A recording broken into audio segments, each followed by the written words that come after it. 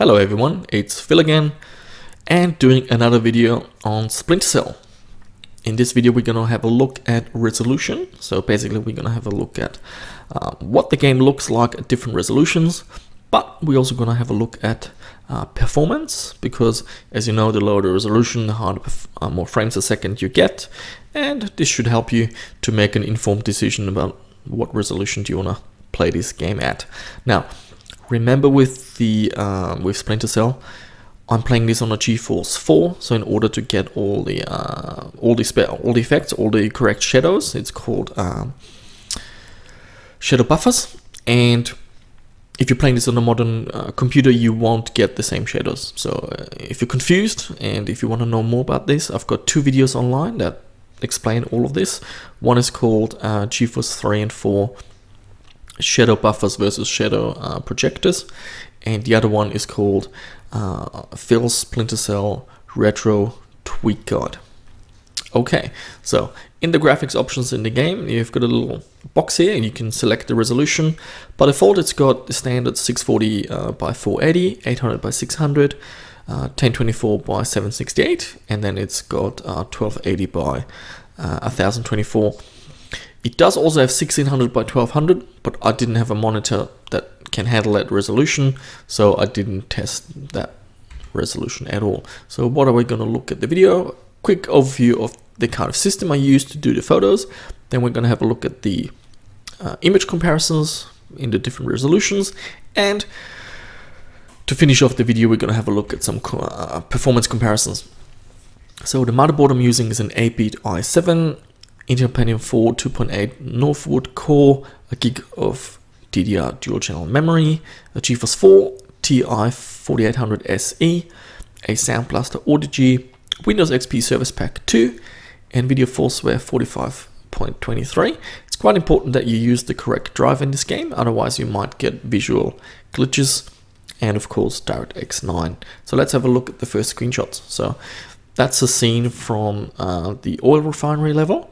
So this is the top resolution I could drive on my system, 1280 by 1024.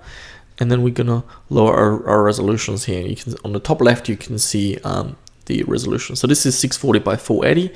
That's basically the same resolution the original Xbox runs at. It runs at 480p if you've got a NTSC console and you're using component cable, and you can clearly see it's got very pixelated here, a lot of pixels there. So unless you've got a monitor that does good scaling, or you're using a CRT monitor, it's probably not the recommended resolution.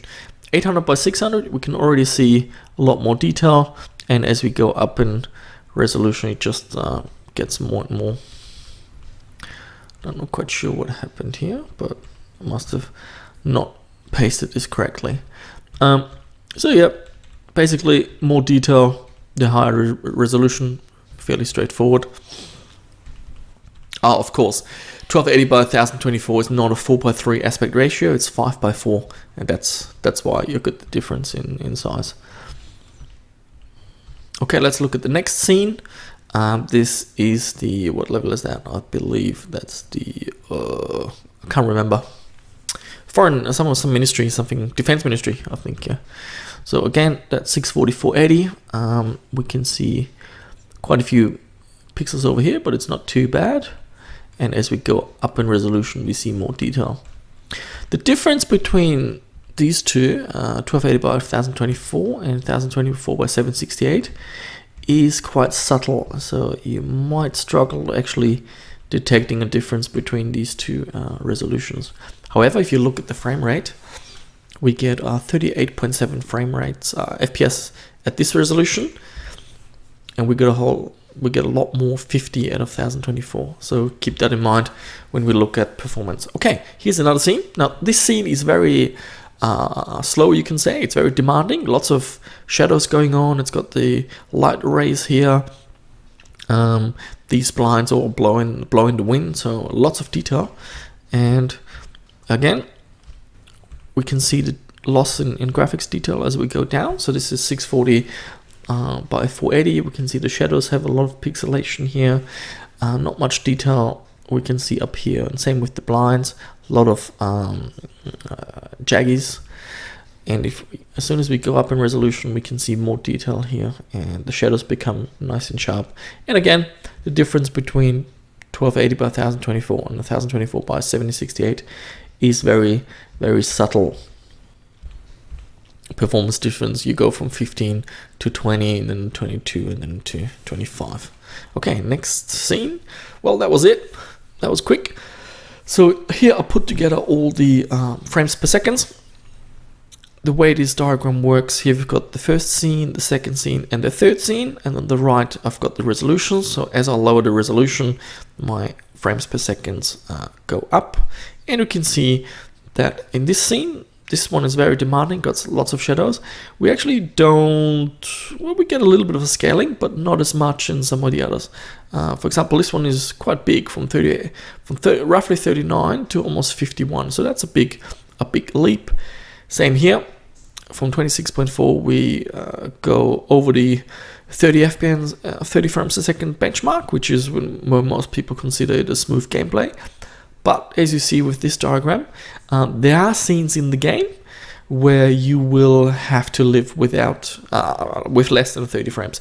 Even at 640 by 480, this scene will only do 24.8 frames. So if you want more frames per second for this, have a look at my other videos. Where you can lower the shadow resolution, and that will boost your frames per second as well.